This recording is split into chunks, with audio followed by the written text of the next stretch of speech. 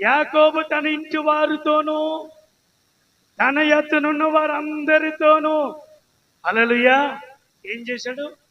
తన ఇంటి వారితోనూ తమ ఎత్తునున్న వారందరితోనూ దేవుని మందిరానికి వెళ్ళడానికి సిద్ధపాటు కలిగాడు. నువ్వు దేవుని మందిరానికి ఎలా రావాలంటే నీ ఇంటి వారందరితో కలిసి రావాలి. అప్పుడు నువ్వు దేవుని స్మరించిన వ్యక్తులు, దేవునిని గొప్ప చేసే వ్యక్తులు, అప్పుడు నీకు రావలసిన దీవెనలు వస్తాయి.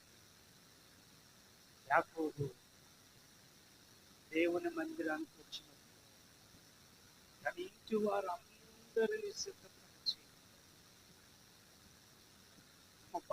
పాత బట్టలు పారవేసి వారందరూ పవిత్రపరిచి